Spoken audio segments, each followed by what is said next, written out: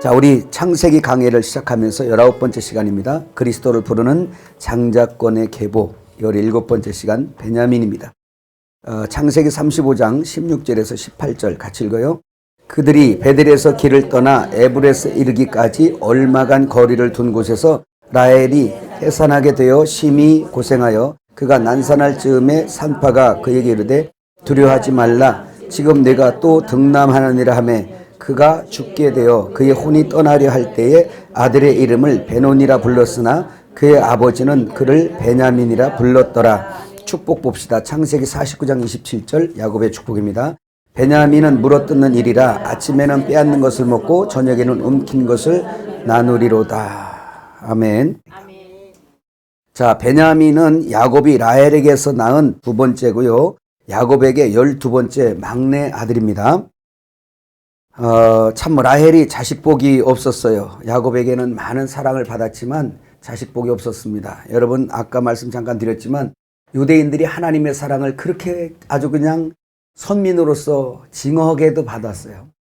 징하다는 말을 또 해석을 잘 하시기 바랍니다. 우리 이것도 전라도 말인 것 같은데 징하게 받았어요. 그럼에도 불구하고 자식복이 그리 많지 않았습니다. 이스라엘 백성들이 하나님 사랑을 그렇게 많이 받아왔고 그 오랜 세월을 그렇게 여러분 받았는데 아가서부터 시작해서 쭉 보게 되면 하나님께서 그들을 얼마나 사랑하고 애틋하게 사랑하고 나는 너희를 지은 남편이라 하면서 그 사랑을 얼마나 호소했나 몰라요. 정말 사랑 많이 받았음에도 불구하고 하늘의 생명의 후손은 그다지 많지 않았어요. 그런 것들을 생각하면서 말씀을 듣는데요. 오늘 베냐민도 끝까지 두 여자의 자식 낳기 경쟁에서 결국은 이제 마지막 낳고 이 외에는 딸 하나가 있는데 디나입니다. 꽤 예쁘게 생긴 여인이었던 것 같아요. 자, 라헬은 야곱의 일행이 세겜에서 디나 사건 이후에 그 베델과 에브라 사이에 노중에서 출산하면서 죽었어요. 엄마가 얼마나 힘들고 슬펐을까라는 생각을 한번 해봅니다. 그 12아들 쭉 보게 되면 다 누가 막 이름을 짓는 게 나와요. 여자들이, 엄마들이 이렇게 막 해서 이렇게 짓는 이런 상황에서 이 아이를 낳기 때문에 이 아이 이름을 이렇게 짓고 막 이렇게 나오는데 오늘 여기도 여전히 지금 라헬이 자기 몸에서는 둘째죠. 둘째를 노중에서 해산을 하면서 자기는 죽어가는 거예요. 아이는 태어나고 자기는 죽는 겁니다. 이럴 때 그 이름을 뭐라 그랬어요? 베논이라 그랬어요. 그래서 베논이란 뜻은 내 슬픔의 아들이란 의미입니다. 히브리어 벤은 아들이에요. 그래서 아벤 이런 데서 왔는데 뜻이 뭐예요?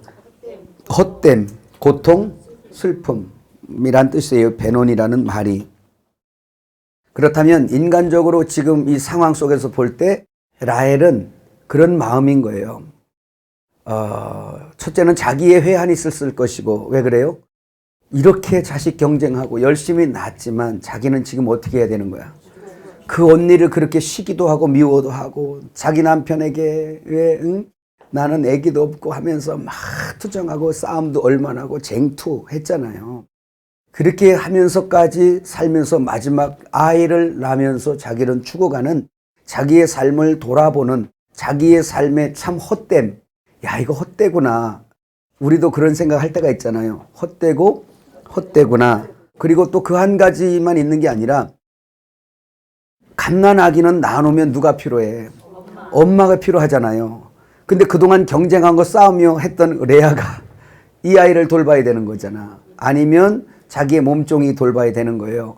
내가 낳는데 그 엄마의 손에서 품에서 크지 못하는 베논이를 볼 때 엄마의 마음은 어때요? 헛됨과 슬픔의 고통이에요. 그래서 져놓고 그 이름을 뭐라 그랬어? 내 슬픔의 아들. 그의 슬픔의 아들이다. 이렇게 지금 해놓은 것입니다.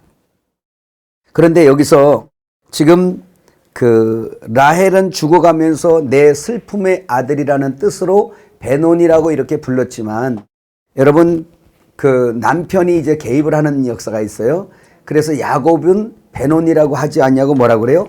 베냐민이라고 이렇게 불렀어요. 베냐민이라는 히브리어 단어 비냐민 뜻이 뭐예요? 오른손의 아들이란 뜻입니다. 그래서 벤 아들이란 단어와 야민 오른쪽 오른손이란 의미예요. 이 야민이라는 게 그래서 우리가 그동안에도 많이 배웠지만 성경에서 오른쪽 하면은 다 그 힘과 행복에 관한 의미를 갖고 있는 거예요. 그래서 유대인들은 지금도 오른쪽 하면 뭐예요?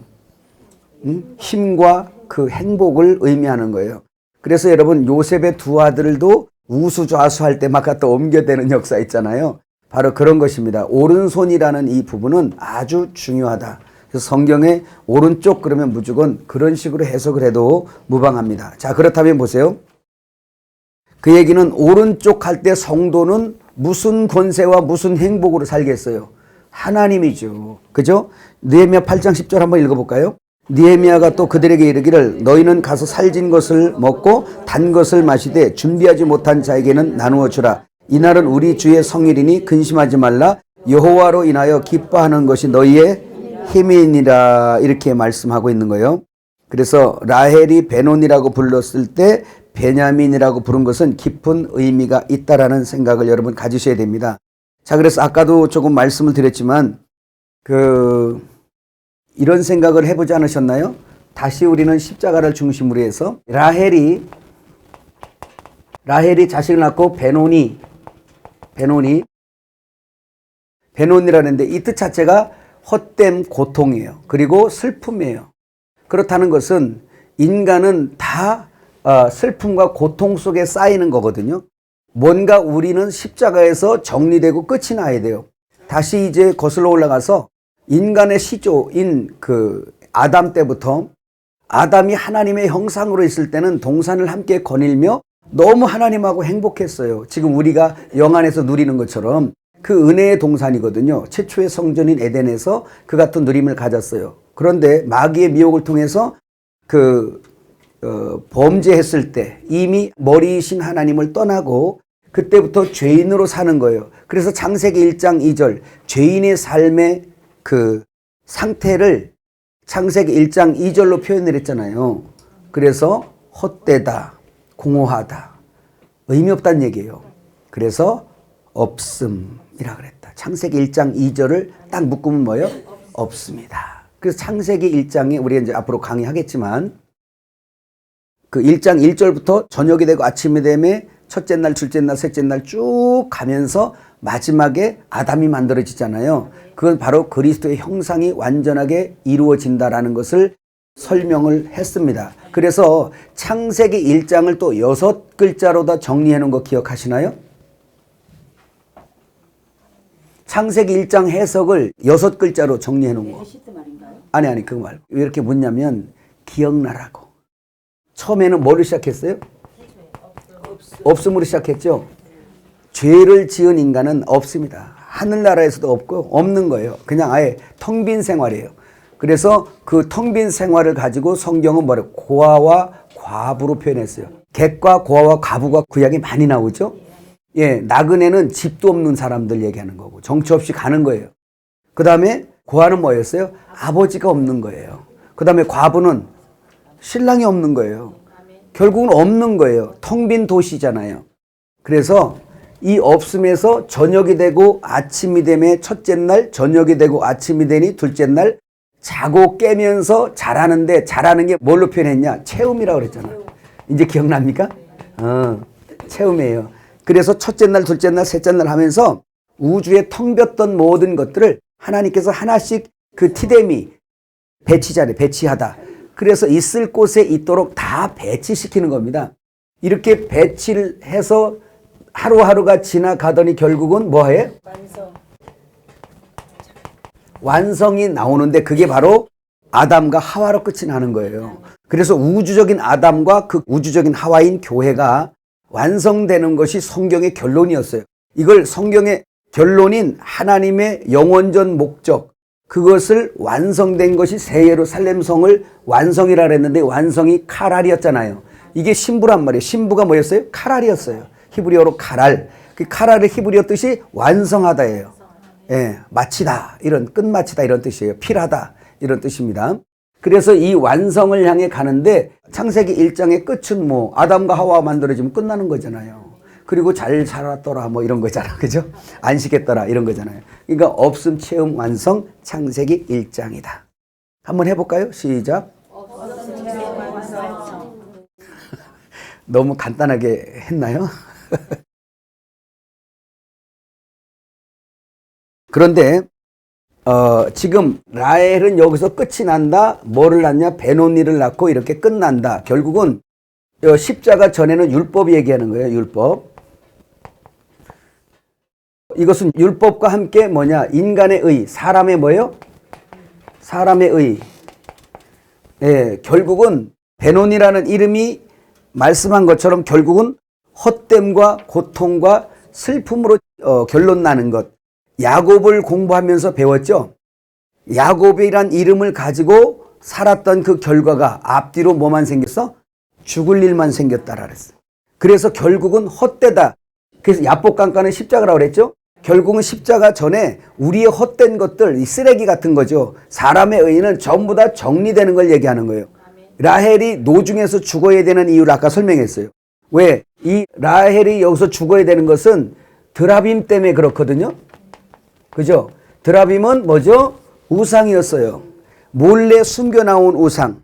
마치 이스라엘 백성들이 애굽의 신인 금송아지, 풍요의 신이요 맘모나스의 신이죠. 그 결국은 그 신을 믿고 애굽 사람들이 이렇게 사는가 싶어서 자기들도 그 신을 사실 받아들인 거예요. 이 사람들이 모세를 따라서 홍해의 침례를 받고 광야를 나왔지만 자기들이 숨겨 나온 게 있는데 그게 뭐였어요? 금송아지였어요. 평소에는 발견이 안 됐어요. 시내산에서 율법이 내려올 때, 십계명이 내려올 때 돌판. 그 십계명은 뭐라 그랬어요? 십계명은 두 계명은 한 계명, 한 계명은 세 계명은 사랑인데 사랑은 하나님이시라. 그러니까 모세가 십계명 돌판을 들고 내려왔다는 것은 하나님을 모시고 내려왔다는 거예요. 그래서 하나님은 빛이잖아요. 빛이 십계명의 빛이 딱 그 이스라엘 백성들에게 비춰지는 순간에 거기서 금송아지가 튀어나오는 거야. 미리 알아요, 우상이. 그 내려오니까 미리 튀어나와 있어. 그 금송아지가 어디서 나왔어요? 사람들이 다 금고리 빼고 못 빼고 다 한 거잖아. 그게 뭐예요? 이건 겉으로 보인 거고 그 사람들 속에서 자기들이 이 금송아지가 우리를 애굽에서 인도하는 여호와다 이렇게 만들어서 봐야만 믿는 인간들이에요. 그래서 그 튀어나온 게 금송아지였어. 그게 뭐예요? 우상인 거예요. 그래서 드라빔이나 금송아지나 우상이긴 매 한 가지다는 뜻이고 이걸 영적으로는 바로 뭐냐? 내 의 얘기하는 거예요. 지금까지 계속 얘기하죠. 사람의 의가 우상이라고요. 가장 견고한 우상이고 내 속에 있는 자리 잡은 아주 하나님과 맞대결할 만큼 강한 거 아시죠? 여러분 보세요. 우리가 얼마나 강력한 신을 섬기고 있었냐면 그 강력한 신이 자기 자신이에요. 지금도 여러분 그 우상과 싸우잖아요. 예수님이 왕 된다 그러면 우리 괜히 그냥 속에서 예수님 뜻 쫓아가려면 내가 포기해야 되고 나를 죽여야 되고 하니까 그래서 이 탐심이 우상 숭배인데 탐심의 우상이요. 이 속에서 이 탐심 때문에 간음죄도 짓고 탐심 때문에 사기도 치고 탐심 때문에 뭐 남을 해하기도 하고 탐심 때문에 도둑질도 하고 탐심 때문에 다 그러는 거잖아. 그 탐심의 주체가 누구요? 마귀와 함께 결혼되어진 나의 옛사람의 옛사람의 자란 말입니다. 결국 신부단장은 이 옛사람의 자를 죽이는 거예요. 어디 가서 스스로 못 죽이니까 예수님이 끌어안고가 죽었지요. 십자가에서만 처리되는 거예요. 따라합시다. 개는 십자가에서 끝난다. 개, 멍멍하는 개말 얘는 개. 성경이 그걸 개라고 그러잖아요. 그래서 신부단장은 개 잡는 겁니다. 예. 그 개는 십자가에서 처리돼요. 그 십자가에서 처리 안 되면 그 사람 심판입니다. 왜냐면 빌립보서 3장 많이 말씀했죠. 배설물, 개, 사람의 자기의 의를 따라 사는 이 행악자들, 십자가의 원수로 가는 자들 얘기했어요. 그럼 십자가로 걸어가는 자들은 뭐예요? 나의 의를 부인하고 예수의 의를 그 나라와 그 의를 구하는 사람들이에요. 근데 십자가의 원수는 난 안 죽겠다 이거 내가 왜 죽냐 내 의가 왕인데 라고 하면서 자기의 왕임을 주장하는 것입니다. 그래서 이것은 라헬이 드라빔을 쌓고 숨겨서 여기까지 오는 것은 결국 가나안 들어가면 돼안돼? 안 돼요. 안 되기 때문에 노중에서 죽는 겁니다. 자, 이스라엘 백성들을 애굽에서 끌어내서 그 금송아지의 우상을 가진 그 옛사람을 광야에서 다 엎어져 죽게 만들어버리죠. 거듭난 이세들이 들어가게 만들잖아. 그래서 우리의 옛사람은 십자가 죽고 우리 속에 거듭난 새 생명으로 천국을 들어가는 거예요. 아멘. 예, 그런 것을 표현하는 거 보면 여기 라헬은 뭐예요? 드라빔의 우상으로 결국은 쟁투하면서 자식 낳기 경쟁도 하고 다 그랬지만 결국은 그 열매는 슬픔으로 끝이 난다는 거예요. 슬픔의 아들 베노니. 이해가시면 하면 좀 해보세요. 베노니, 내 슬픔의 아들. 바로 그런 것입니다. 그러면 여기서 또 이런 거 봐야죠. 그럼 여기서 베노니는 누구요? 베노니는 누구고 베냐민은 누구냐는 거예요. 지금 두 사람이 한 사람이야. 한 사람을 놓고 베노니라고 그러고 한 사람을 놓고 베냐민이라고 한 거예요. 그러면 여기서 라헬이 내 슬픔의 아들이라고 했다면 지금 뭐 얘기하는 거예요? 죽으시는 예수 표상하는 거예요. 또 하나님 아버지 앞에서도 슬픔의 아들이죠. 그 아들이 이제는 태어났는데 죽어야 돼. 근데 그분은 죄가 있어 죽거나 그런 게 아니라 그분의 사명을 따라 모든 인간들을 대신해서 그 인간의 우상을 위해서 뱀의 형상으로 죽으셔야 되는 예수란 말이에요. 그러니까 아버지 입장에서 뭐요? 그 아들 낳아놓고 아들을 낳으린 이름을 예수라 하라 해놓고 뭐요? 내 슬픔의 아들. 그래서 그런 죄와 상관이 있기 때문에 죽어야 되는 이름이에요. 율법이 죄를 생산하니까. 예. 그래서 마리아의 마음이 마치 그런 마음이었을 것 같아요. 마리아의 마음. 다른 여자들의 마음하고 좀 달랐을 것 같아요. 심지어 제자들 마음보다도 마리아의 마음이 아주 예수님 십자가 치러 고통받고 십자가 지실 때 그의 마음이 정말 아팠을 것 같아요. 그 예수님의 표상인 여러분 그 요게벳의 노래를 보면 알잖아요. 그 모세는 예수님의 표상이었잖아요. 근데 그때는 아들 낳으면 다 죽였잖아. 그러니까 뭐예요? 그 자식을 낳는데 아들이네. 그러니까 죽일 수는 없으니까 어디다가 갈대 상자에다가 해서 역청 발라서 물 안 들어오게 거기다가 해서 덮어놓고 갈대 수사에다 놨어요. 그때 누구 마음이 제일 아프겠어? 나는 그 생각만 하면요 예수님 생각하면서 얼마나 눈물이 나나 몰라. 가끔 내가 그 노래를 틀어놓거든. 산에 가서도 이렇게 틀어놓고 어떤 마음이었을까 해가면서 보로떤 마음이요 차라리 나를 죽이지 이런 마음이지. 그러니까 내 슬픔이지. 요게벳이 모세를 놔놓고 기뻤겠어요? 똑같은 거야 지금 이게. 내 슬픔의 아들. 그러면 그렇게 슬픔의 아들 낳는데 누구 표상인 거예요? 예수 표상이죠. 라헬이 결국은 아들을 낳아서 베노니를 낳았어. 뭐요? 나 낳았는데 뭐요? 엄마 없이 이제는 혼자. 결국은 그 어머니의 마음에서는 뭐요? 슬픔의 아들이에요. 하나님 마음에도 그럼 뭐예요? 예수님이? 예수까지는 슬픔의 아들. 그러니까 보세요. 아들을 낳으리니 이름을 예수라 하라. 이는 자기 백성을 저희 죄에서 구원할 자라 이랬어요. 그러면 자기 백성을 저희 죄에서 구원한다는 얘기 뭐 한다는 거야? 죽는다는 거예요. 죽인다는 거예요. 지금 나눴는데 죽인다는 거예요. 그러니까 하나님 아버지 앞에는 슬프지만 걸어가야 되는 길이고 거쳐가야 되는 길이야 이게. 그래서 똑같은 한 사람인데 베논이라고 그랬고 근데 또 야곱은 뭐라고 그랬어요? 베냐민이라 그랬어요. 무슨 뜻? 오른손의 아들. 그러니까 권력과 힘의 상징, 죽으시고 부활하고 죄와 상관없이 하나님의 권세와 능력으로 그 행복을 누리며 가는 이거. 그래서 부활하신 예수는 더 이상 슬픔의 아들이 아니라는 거죠. 아멘.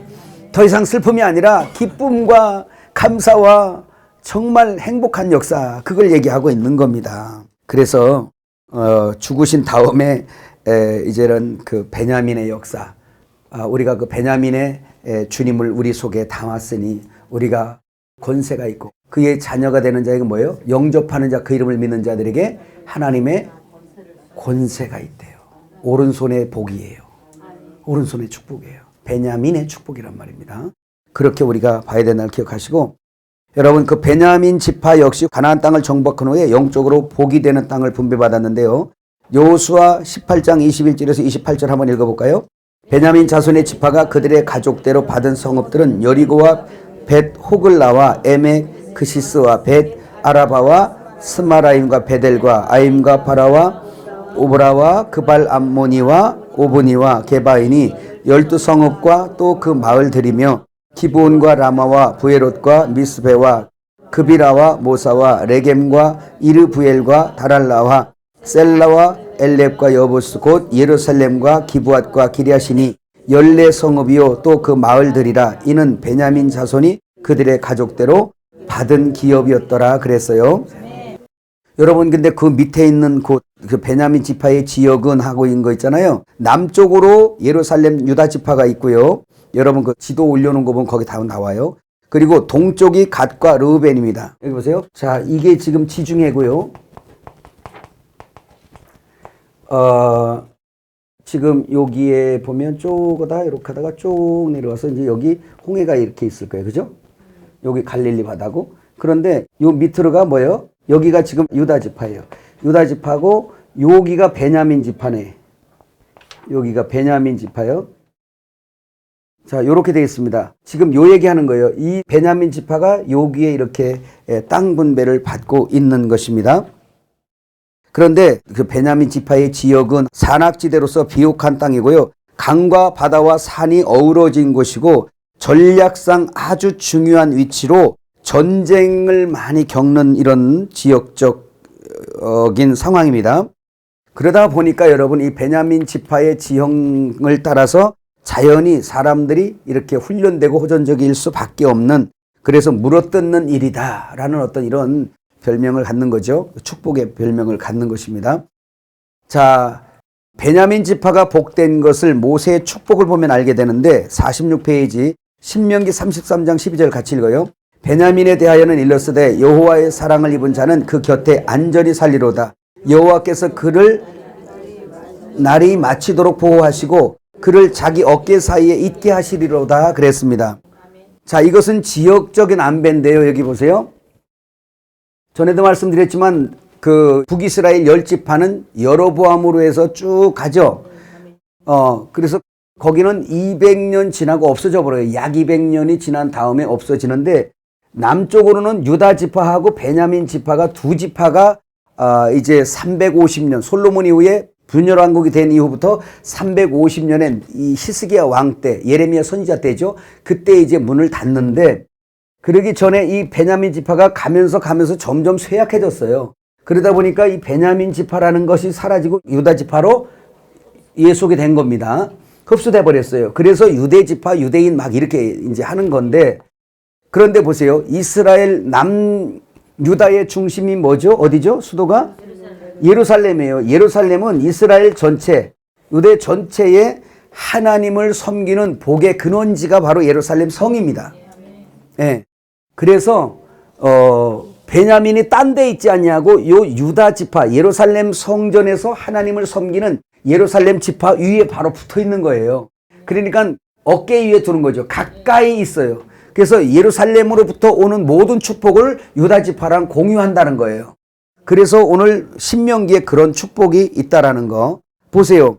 여호와의 사랑을 입는 자는 그 곁에 안전히 살리로다. 그 곁에 안전히 살리로다. 여호와께서 그를 날이 마치도록 보호하시고, 그를 날이 마치도록 뭐하고?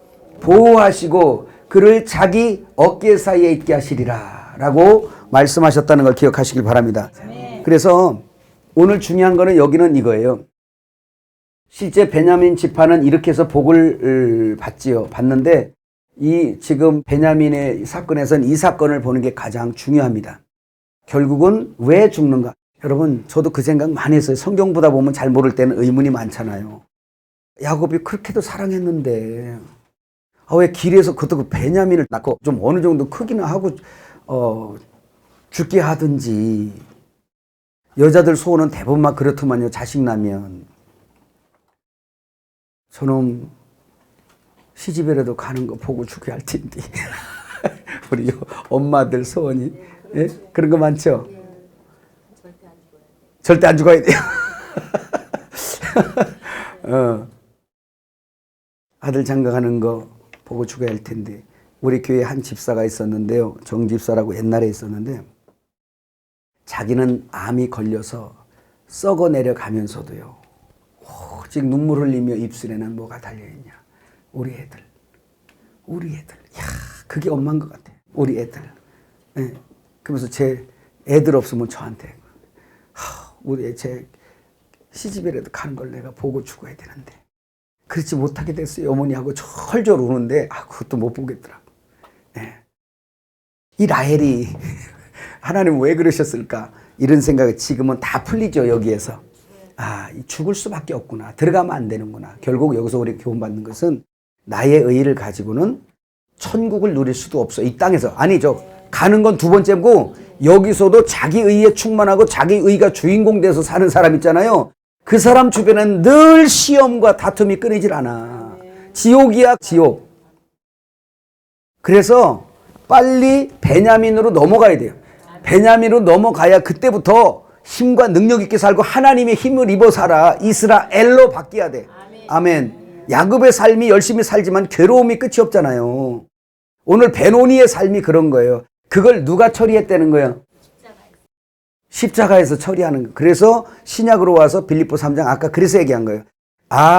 이 우상, 드라빔의 우상은 노뱀으로서 끝나는구나. 결국 십자가에서 끝나는구나. 금송아지도 어디서 끝나? 십자가에 끝나. 통칭해서 사람의 의가 어디서 끝나? 십자가에서. 옛사람이 어디서 끝나? 십자가에서. 이게 하나예요. 아주 그냥 주제가. 신부단장은 죽는 것부터 출발인 거예요. 그러니까.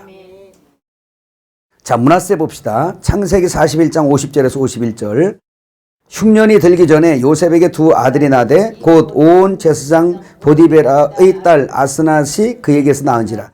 요셉이 그의 장남의 이름을 므낫세라 했으니 하나님이 내게 모든 고난과 내 아버지 온 집을 잊어버리게 하셨다 하미요. 축복 볼까요? 모세 축복 신명기 33장 16절에서 17절.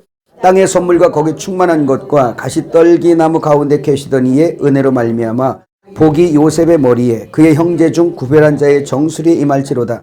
그는 첫 수송아지 같이 위엄이 있으니 그 뿔이 들수의 뿔 같도다. 이것으로 민족들을 받아 땅끝까지 이르리니 곧 에브라임의 자손은 만만이요 므낫세의 자손은 천천히로다. 이렇게 축복을 했습니다. 자, 므낫세는요 애굽에서 요셉이 보디베라 딸 아스나에게 낳은 첫 아들입니다. 그리고 요셉이 낳고서 하나님이 내 모든 고난과 내 아버지 온 집을 잊어버리게 했다라는 요셉이 알게 모르게 지난 과거의 트라우마를 가지고 있는 거죠. 상처죠. 상처. 근데 여기 보면 여기서도 지금 이 고백이 아스낫의 고백이 아니라 요셉의 고백이에요. 그래서 요셉이 그 고백을 하고 그 이름을 짓는데 므낫세라는 이 이름 한번 볼까요? 메네쉬라는 이 말이 잊게 하는. 그래서 나쏴, 잊어버리다, 무시하다, 제거하다란 동사에서 요리한 말입니다. 결국 므낫세는 잊게 했다라는 거예요. 잊게 했다. 자, 여러분, 거기 또 야곱의 축복이 나오네요. 야곱의 축복 한번 창세기 48장 19절 20절 지금 읽었나요? 안 읽었나요? 읽어요. 그의 아버지가 허락하지 아니하며 이르되 나도 안다 내 아들아 나도 안다. 그도 한 족속이 되며 그도 크게 되려니와 그의 아우가 그보다 큰 자가 되고 그의 자손이 여러 민족을 이루리라 하고 그날에 그들에게 축복하여 이르되 이스라엘이 너로 말미암아 축복하기를 하나님이 내게 에브라임 같고 므낫세 같게 하시리라며 에브라임을 므낫세보다 앞세웠더라. 자, 이것은 지금 야곱이 축복하는 이런 역사인데, 자, 이걸 보기 전에 므낫세 이름을 가지고 한번 조금 봅시다. 므낫세 이름이 잊어버리다, 무시하다, 제거하다라는 건데, 이것은 요셉이 지었잖아요. 그러니까 이름은 항상 그 아들 때문에 그런 게 아니라 그 엄마, 이스라엘 12지파 보니까 엄마의 어떤 삶이 아들 이름에 반영이 돼버린 거야. 다 보니까 거의. 그런데 요셉이 지난 세월을 보면 그 아버지 사랑을 받다가 이제 형제들에게 시기받고 그 엄청난 고난당하고 팔려가는 역사. 그리고 애굽에 와서도 감옥에까지 가면서 그 엄청난 거. 여러분, 요셉이 보디발의 집에 이렇게 팔려갈 때도 누구 원망했을 것 같아? 보디발 원망했을까요? 누구? 형제가. 어떻게 우리 사랑하는 형들을 그렇게 믿었는데 어떻게 나를 팔아먹을 수가 있어 하면서 귀찮으니까 그냥 가져가라고 하던지 왜 돈을 받고 파냐고. 다 그리스도의 구속사의 어떤 경륜을 이루기 위해서 그랬겠죠. 근데 어린 요셉에게는 상처가 있었던 거예요. 트라우마로 존재하는 것입니다. 그러니까 애굽에 와서도 총리로 있으면서도 뭐예요? 그게 트라우마예요. 상처야. 계속 상처. 자기 홀로 혼자잖아요. 가족도 없이. 그러고 있는데 요셉에게 아들이 하나 나서 므낫세를 딱 나놓고 이제 내가 싹 잊었다. 하나님께서 이렇게 나에게 이런 선물을 주셨으니 내가 이제 싹 잊어버리겠다 그거예요. 자, 그렇다면 우리가 이것을 보면서 무슨 생각을 해야 되냐면 항상 우리 얘기하듯이 그림자는 실제로 설명하고 있다. 그러면 지금 예수님을 생각해야 될 거 아니에요. 예수님도 상처가 있으신 분이거든요.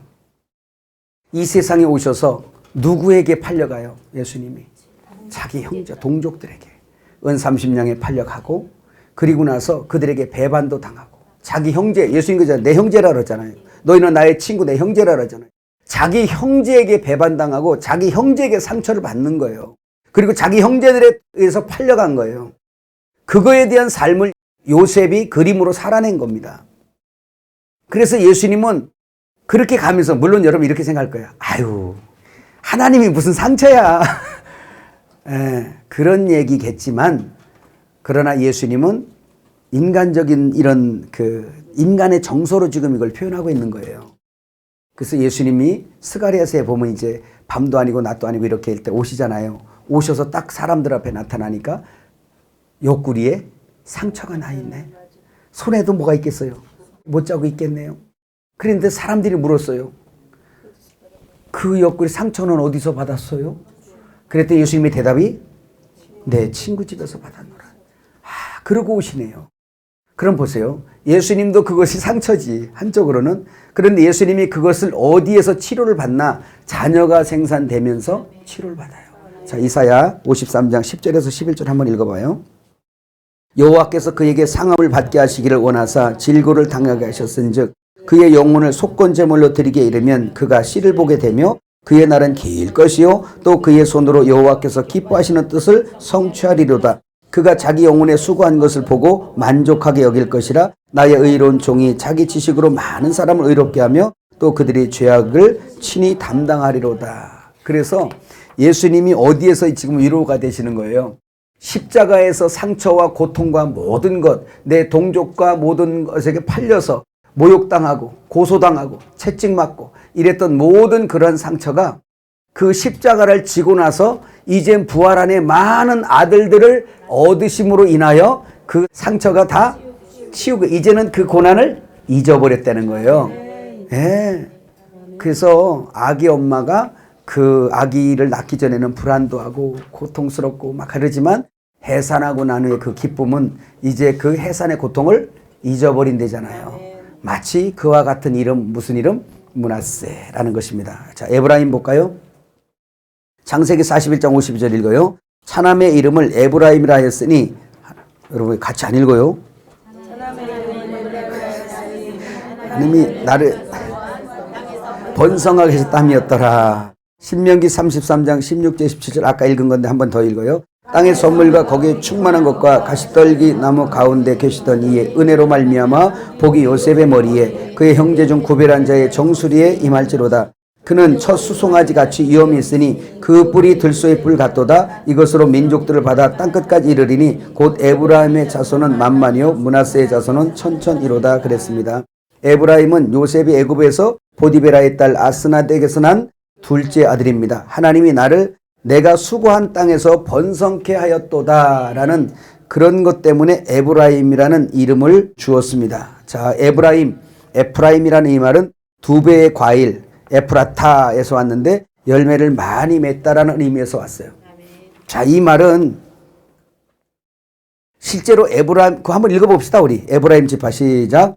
에브라임 지파는 장자 지파답게 많은 지도자들을 배출하였습니다. 대표적인 예로 모세 후계자요 예수님의 표상을 삶을 살아낸 여호수아가 있고 여선지자 드보라가 있습니다. 또한 북이스라엘 초대왕인 여로보암도 있으며 북이스라엘 성경은 에브라임이라고 부르기도 하였습니다. 계시록의 12지파에서 에브라임 지파 빠져 장자권을 잃어버린 표상은 되었지만 야곱과 모세의 축복대로 만만의 축복이었습니다. 에브라임의 이름은 많은 열매로 주의 몸을 이루는 그림이기도 합니다. 자, 그래서 이제 정리를 하고 제가 마칠 건데 여기 보세요. 우리가 생각할 때는 이제 일단은 요셉에게 두 가지 축복으로 인해서 요셉이 위로를 받는 이것도 뭐냐면 지금 이스라엘에 12지파가 있는데 므낫세와 에브라임은 지금 12 형제의 레벨이 아니에요. 야곱의 손자뻘들이에요. 다 손자뻘이 아니라 손자들이죠. 그런데 야곱이 요셉에게 애들 데리고 와라. 그래서 요셉이 두 아들을 데리고 야곱에게 가서 축복을 받는 거예요. 그런데 이제 그때 아마 야곱도 이제 나이가 많고 할 때니까 항상 오른손은 축복의 손이잖아요. 그래서 장자의 축복을 할 때 오른손으로 하려고 하는데 이제 이렇게 반대로 올려놓은 거예요. 그 요셉이 잠깐 저스트 보면 그런 겁니다. 그래서 안 된다고 옮겨놓으니까 야곱이 뭐라 그랬어요? I know 한 거야. 나도 안다 야 하면서. 근데 그 신기하지, 축복한 대로 그렇게 되잖아요. 그래서 에브라임이 장자가 돼버린 거예요. 므낫세는 장자로 났지만 차자가 돼버리는 것입니다. 그런데 중요한 것은 뭐냐면 이 지금 에브라임과 므낫세는 이스라엘 12지파 레벨이 아니라 이 밑에 레벨들이에요. 그런데 축복을 할 때 요셉을 축복하면서 2배 축복 주시려고 그랬던지 아들의 레벨로 올려놨어요. 그리고 나서 이후에 나는 자식들은 다 너의 것이 될 거다. 그러나 얘들은 내 거야. 내 몸에서 난자처럼 취급해 주는 거예요. 그래서 이 둘 중에 한 지파는 요셉, 한 지파는 므낫세 지파로 해가지고 실제 장자권 같은 예수님 몸 안에 들어오는 것은 계시록 7장에 보니까 누가 들어가? 므낫세가 들어간 거예요. 네. 이제 역사에 보면 이 에브라임은 좀 못됐어요. 또 꼭 저 같은 것 같아요. 에브라임이 좀 그랬어요. 근데 지금 에브라임의 뜻이 바로 뭐냐면 2배의 축복뿐만이 아니라 열매를 많이 번성하게 하는 축복을 받았어요. 이것은 예수님께서 이 세상에 오셔서 자기의 어떤 수고하고 전투하고 싸워서 결국은 자기의 지경을 넓히는 것처럼 예수님의 땅은 뭐예요? 우리잖아요. 그래서 많은 땅에 경작하시는 분인데 하나님의 아들의 씨를 여기 심고 저기 심고 여기 심고 저기 심고 다 심어서 우리의 심령밭, 마태복음 13장에 나오는 말씀이죠. 그래서 많이 경작할 수 있는 지경을 얻은 거죠. 많은 후손을 얻은 거예요. 그거에 대한 그림자가 바로 뭐냐? 에브라임이다라는 거 기억하시길 바랍니다. 창세기에 나타난 장자권의 계보를 들으면서 지금까지 2달 동안 들으면서 여러분들은 그 이름 안에 있는 비밀들을 알았어요. 그 모든 것들이 다 그리스도와 그리스도의 사역에 관계되어 있다는 것을 발견했을 것입니다. 그리고 여러분, 우리가 지난 창세기를 읽을 때 그 사람들의 옳고 그름에 따라 우리는 이런 사람 되면 안 되겠다, 이런 사람 돼야 되겠다라는 아주 그런 가벼운 은혜를 받은 거예요.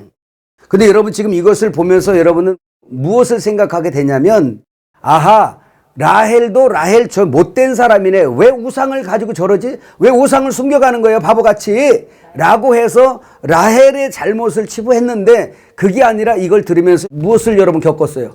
그 라헬이 더 이상 라헬이 아니라 나라는 것을 배웠던 거예요. 내가 라헬로 왔다가 새롭게 살아나는 역사. 야, 야곱왜 저래? 그게 아니라 내가 야곱이었고 내가 야복강가 십자가에서 죽어서 이스라엘로 거듭나는 것을 이제 직접적인 내 얘기라는 것을 여러분이 갖는 거예요. 성경은 그렇게 이게 읽어져야 돼요.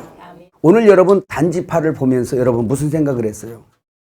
우리가 예수님 모르기 전엔 다 아니었어. 그 영에 속해가지고 나의 오름으로 남을 항상 정죄 판단하는 판관이었단 말입니다. 단이라는 이름이 판관이잖아요.